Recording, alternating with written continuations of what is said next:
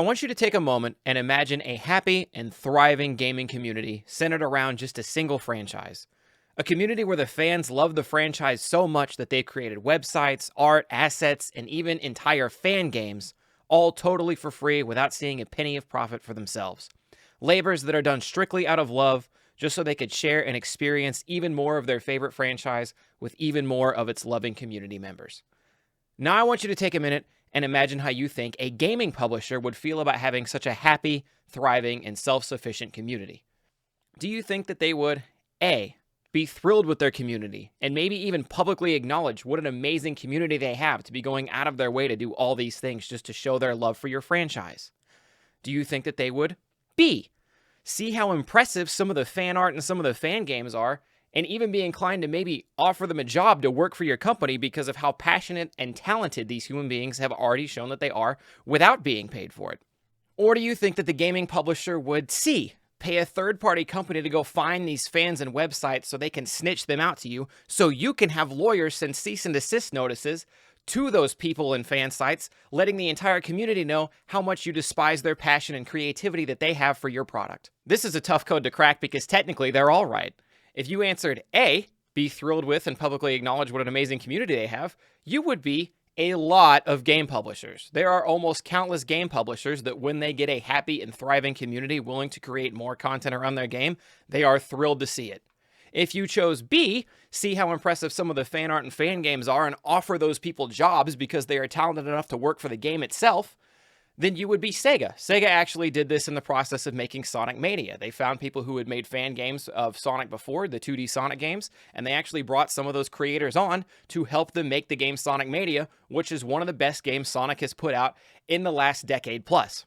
Unfortunately, we're not here to talk about those two options today. We're actually here to talk about option C. If you chose option C, pay a third party to find these fans and websites and snitch them out to you so you can send them cease and desist letters and get them taken down, then you better have your job application ready because the Pokemon Company might have an opening for you. I didn't think I'd be back here to rag on another Nintendo-based company so soon, but the Pokemon Company has just issued a cease and desist takedown for a website called Relic Castle. Relic Castle, if you don't know, was a website where Pokemon fans would congregate to talk about and create fan games and art. There were assets there were drawings of sprites there, and there were full-blown fan games made, usually based on older Pokemon games from about the 3rd generation. Relic Castle has been thriving, alive and well for over a decade, cultivating more and more Pokemon content from more and more people happy to play and share their Pokemon games. However, as of the other day, that website is completely dead and there are no links to it. Relic Castle put out an official statement in their Discord, and it also made its waves around Twitter, that they received a cease and desist letter from what was technically a third-party company that the Pokemon Company had hired in order to take them down. I started this video in a joking manner, but this is actually something that rubs me the wrong way. I'm pretty opinionated about this, especially when just a couple of weeks ago we had a similar incident all over Yuzu and how Yuzu was or wasn't legal. The link to that is in the description down below. But basically in that video, I was talking about how Nintendo had just recently bullied an emulator, a company or a group of people who made an emulator known as Yuzu, which could emulate Nintendo Switch games. Making an emulator is totally legal, but they had a link to a Patreon on their website. And a lot of people in the replies and comments were trying to tell me like, oh, well, Yuzu only got taken down because they had a link to a Patreon, because you had to pay for a product that could get you a Nintendo product technically. And that's why Nintendo went after them, because they were making money. That's not the case with Relic Castle. Relic Castle was a monetization-free, completely ad-free website. They were not making any money off of Relic Castle. Relic Castle just existed as a labor of love place for people who made fan games to share their fan games. People who made their fan games were not also linking a Patreon link to themselves. People who were making fan games were dropping the fan games as they were, maybe a link to their Discord or something. And then you were just supposed to download the fan game, play it, have a blast with it. Most of these fan games, based on Pokemon games that are 10 plus years older, a lot of them run out of a Generation 3 engine. Some Gen 1 games, some Gen 2, a couple, it goes up from there. But a lot of these fan games are based on Generation 3, which means Nintendo is going after people making games based on games that are like 15 plus years old. In this specific case, it feels like the Pokemon Company wants all of their consumers to just be robots, okay? Your existence to the Pokemon Company is to buy the newest Pokemon product, tell your friends to buy the newest Pokemon product, play it until you're done with it, and then wait for the next Pokemon product to come out so that way you can buy that too.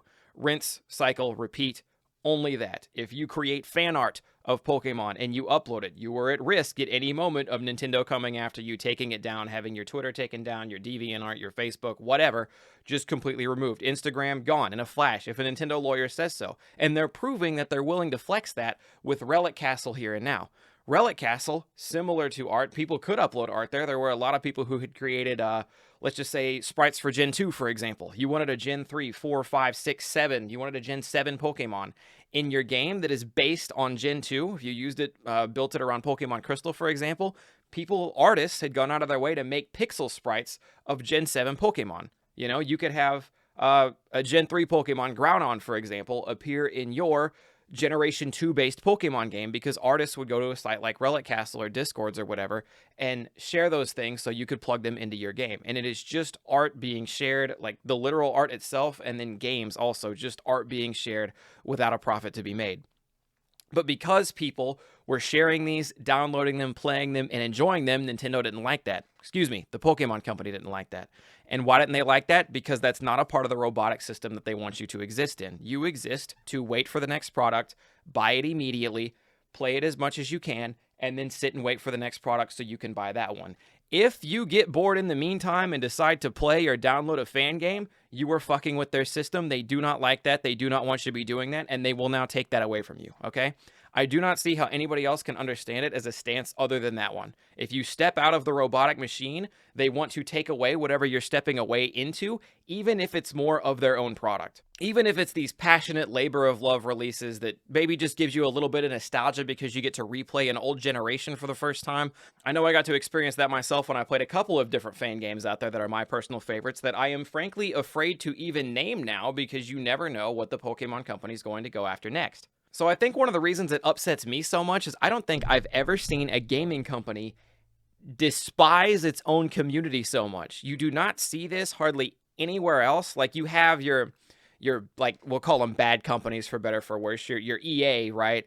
And your Activision Blizzards, where everyone, like, you know something screwy is going on up there. But you have what is supposed to be a more pure feeling company in the Pokemon Company, in Game Freak, in Nintendo.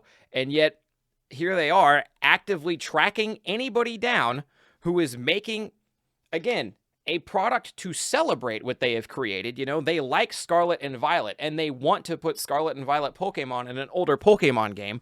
So they do that with art, with assets, with programming, right? They create their own way to do that, and then they put it up on a website like Relic Castle, and the Pokemon Company is so mad and they're so seething, they are paying other people to find these things so they can take them down. I've just never seen a company despise its community loving it so much. Does that make sense? I think another layer to it that makes my blood boil is the fact that we have seen what communities look like when they are embraced by the company, okay? Sega and Team Sonic, for example, that wasn't something I made up. They actually hired people who made old 2D Sonic ROM hacks and uploaded them online. You can see on multiple occasions the Sonic team and Sega celebrating people when they make fan games like this, to the point where they actually did hire some of them on to help them create Sonic Mania, and Sonic Mania came out a fantastic game. I'm not saying you have to go to the lengths of hiring people who make these things. I'm not even saying you have to go to the lengths of acknowledging people who might be making fan games that, I don't know, maybe you feel threatened by because maybe the fan games are more fun to play than the games you're putting out. I'm not sure why they're so upset at this. You don't have to hire them. You don't have to acknowledge them. But to go out of your way to make sure that they can't exist, all for celebrating your game in their own profit-free way, it just doesn't... It doesn't sit right with me. So now that we know how much they despise ROM hacks and fan games existing, even if no profit is there to be made, the big question is, what's next, okay? I see an insane amount of artists on Twitter who either got their come up or just greatly enjoy sharing Pokemon fan art they make, right? What is to stop the Pokemon Company from hiring somebody to scroll through Twitter and find all the Pokemon hashtags and look up all the Pokemon names and start striking every single Twitter page, for example, that has uploaded Pokemon art in the last 5 years? There's not really anything there. We all know how Nintendo used to be with YouTube channels, okay? If you haven't been around on YouTube that long, I think it was as early as 4 or 5 years ago. If you uploaded a Nintendo game from basically any era, could have been Super Mario Galaxy, could have been a Pokemon game, could have been Kirby, Zelda, whatever. If the YouTube algorithm machine detected you were playing a Nintendo game, a flag automatically got sent to Nintendo, and then they would in turn flag your video. And if you even uploaded gameplay of a Nintendo game, your video would either be taken down, struck, or all of the ads that were going to the creator would be replaced with ads that would send all the money to Nintendo instead. They would just essentially claim and own your video entirely. It was up to them on if they wanted to leave it up so they could make money off of it, or if they wanted to take it down entirely and potentially strike your channel. And again, we're talking like 2018, 2019, 2020 when Nintendo finally crawled out of this hole, okay? Every other gaming company on planet Earth was completely fine with you uploading basically whatever you wanted to gameplay-wise up until this point. It was Nintendo who was lagging 7, 8 years behind, and then they finally stepped up and just came around. And we thought that was a step in the right direction, but here in the last couple of years, especially here in the last few weeks, it's starting to look like Nintendo is reverting back and crawling back into that grumpy old man shell of I don't want anybody using my product unless they're buying it and playing it, and that's it. I don't want creations on it. I don't want it talked about or shared too much. I don't want YouTubers to upload videos expressing their joy to it unless I'm making all of the money off of it.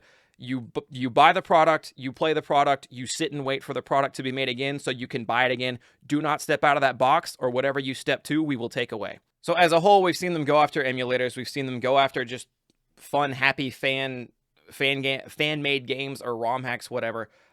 If you have one of YouTube's TOSs, I believe, is that you can't have dead links, like completely dead links to your YouTube channel anymore, or links to shady websites. Now that Relic Castle is gone, a lot of Pokemon YouTubers have to delete Relic Castle links they have. If they were showing off a cool fan game before, they might have a Relic Castle link to it in the description below. They have to go remove those now, or maybe due to YouTube TOS, or fear that Nintendo may come and strike them for linking to what was a download link. They have to go in and remove those, or YouTubers could be next. And even if they do remove those links, the fact that they have videos up showing off a Pokemon fan game technically means it contains Pokemon assets, and because they've been so insane with it lately, it's not out of the realm of possibility that the Pokemon company would have somebody strike you just for uploading a video on a fan game as well.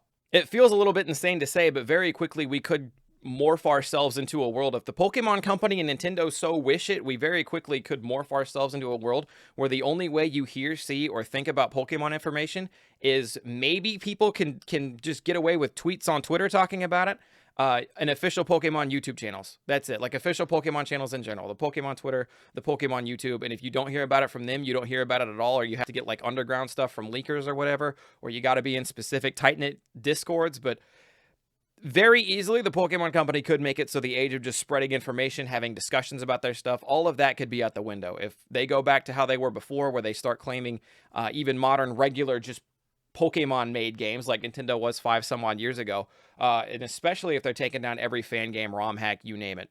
I don't want to keep rambling on this forever. It just struck me as a huge load of BS, and I wanted to share it out to you guys who may not know. Some of you may be going to log on to Relic Castle and not know what happened when the website isn't there anymore. There are currently still other places to get ROM hacks and things like that. Again, I'm uncomfortable sharing it because now we know they're on the hunt even for non-profit things.